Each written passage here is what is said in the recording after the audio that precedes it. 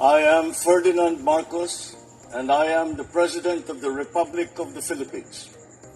I stand today on behalf of 110 million Filipinos. Hi everyone, hello universe, it's me again. Shout out sa inyo mga kababayan. Ano na mga best.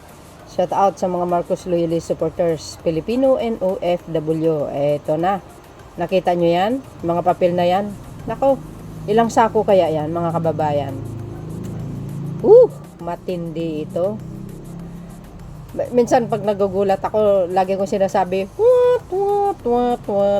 Ayan na, 'di ba? Ano na, Madam Sara Duterte, ito na pong hinihintay mo. Ayan, tuloy. Ayan sabi dito ng GMA. Guys, look at this. Sabi ng GMA News, BP Sara Duterte at ilang kawani ng OBP at DepEd inireklamo ng Flander. What? Guys, graft, malversation, bribery at iba pang ombudsman kaugnay. Iba pa sa ombudsman kaugnay sa 612.5 million confidential fund. Oh my goodness, mga best. Nakaw, ito na ang sinasabi natin. Wala na yung pag-asa nyo. Tapos na yung termino niya, si Martires. Nagulat ako dito guys. Ilang kawani ng OBP. So ibig sabihin, yung mga tauhan niya, may nalalaman. Hindi gusto ang kanyang patakaran. Oh my goodness guys. Eto na, malapit na tayo sa exciting part. Ako, patong-patong ang kaso na ang kahaharapan ni Sara Duterte. Ito pa, iba't ibang civil society group ang naghain ng mga reklamo. Oh my gosh. Ano na guys, tinambakan ng kaso si Sara. Ayan kita nyo yan? Oh my goodness. Basahin po natin para kompleto detalyado, okay? Mga kababayan, Flander Raps filed versus Sara Duterte over 612.5 million confidential fund. Oh my goodness. December 12, 2025 today. Sabi ng GMA News Online. Goes. Guys, hindi lang kawani ng OBP at DepEd. Pati yung mga civil society groups. I remember yung sinabi ni dating Senator Trillanes this week, may magsasampa ng Flander case laban kay Sara Duterte. Eto na yun. Oh my goodness. Ayan na nga ang sinasabi natin. Akala nyo ang taong bayan ng mga kalaban nyo. Yan ang tatandaan nyo, mga politisyan. Taong bayan ang kalaban nyo. Ay, maniwala kayo. Lalo na ngayon, mayroon ng social media, nakamonitor sila lahat. Kaming lahat. Flander and graft complaints were filed Friday against Vice President Sara Duterte and 15 other officials of the Department of Education in the Office of the Vice President over the alleged 612.5 million confidential fund. Goes. Plus pa yung guys, yung pasabog ni Madriaga, wala na. Matindi na ito mga kababayan. Among the complainant who went to the office of the ombudsman were former finance. Goes. They said that despite lengthy and repeated congressional inquiries, the vice president has refused to explain where her office spent such amount of public funds, a stance which they said betrays the people trust. Tama naman. Kasi hindi niya naman kasi pinapaliwanag nung nasa Quadcom. Nagmamatigas kaya siya. Di ba? Nagmamatigas siya.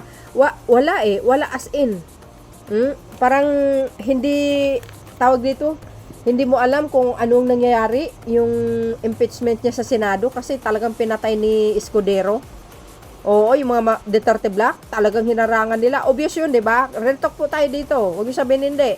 Wala, hinarangan nila Pinatay nila yung kaso Ayaw nila matuloy ito si Chis Escudero tingnan mo ang balik kay Chis Escudero, sang katerba yung mga isu laban sa kanya. Sabi ko sa inyo, pag ang karma ang magbalik, ay delikado talaga kayo. Yan, karma ni Sara Duterte yan. plus yung pasabog pa ni Madriaga, di nga siya ngayon.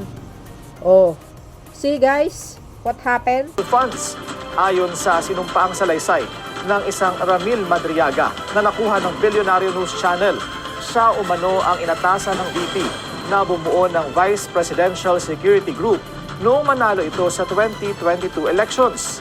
Ayon kay Madriaga, December 2022, nang personal siyang abutan umano ng ilang duffel bags ni Colonel Raymond Lachica, ang miyembro ng VPSG, na una nang nadawit sa investigasyon ng korupsyon sa OVP at DepEd.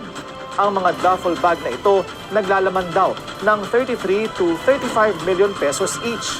Isa raw ang dineliver sa isang mayor sa Laguna.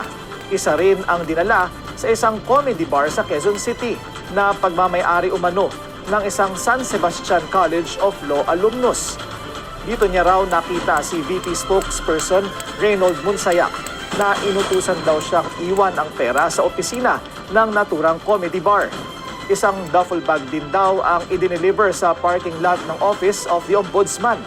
Sa isang pagkakataon din daw, inutusan siyang mag-deliver ng sasakyang naglalaman ng 80 million pesos sa parking lot ng isang mall.